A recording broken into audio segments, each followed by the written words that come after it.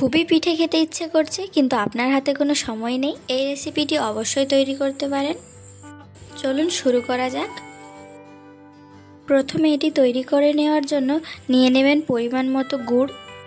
এটিকে আপনারা ছুরির সাহায্যে কেটে নিতেও পারেন বা গ্রেট করে নিতেও পারেন। স্বাদ মতো লবণ, আর এটা কিন্তু আপনাদের আজকে আটা দিয়ে তৈরি করে দেখাবো। এখানে নিয়ে নিয়েছি পরিমাণ মতো আটা। তারপর দিয়ে দেবো আগে থেকে কেটে রাখা গুড়গুলি। আপনারা কিন্তু জলে গুড়টিকে গুলো ব্যবহার করতে পারেন।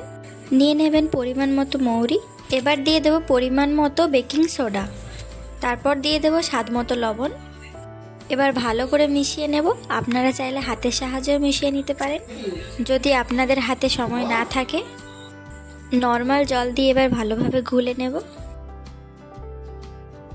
আপনারা ময়দাও ব্যবহার করতে পারেন। ঠিক এই রকম ঘনত্বের একটি ব্যাটার তৈরি করে নিতে হবে। এবার একটি কড়াই বসিয়ে তাতে দিয়ে দিন পরিমাণ মতো তেল। তেলটিকে ভালোভাবে গরম করে চেক করে নিন। এবার হাতের সাহায্যে সামান্য পরিমাণে ব্যাটার নিয়ে এইভাবে তেলের মধ্যে ছেড়ে দিন।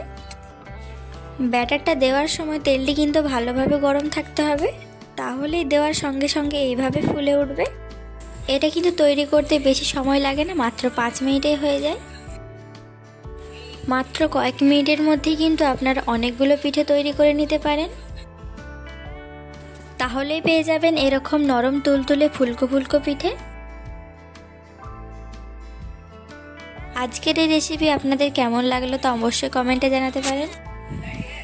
ভালো লাগলে অবশ্যই লাইক এবং সাবস্ক্রাইব করতে পারেন।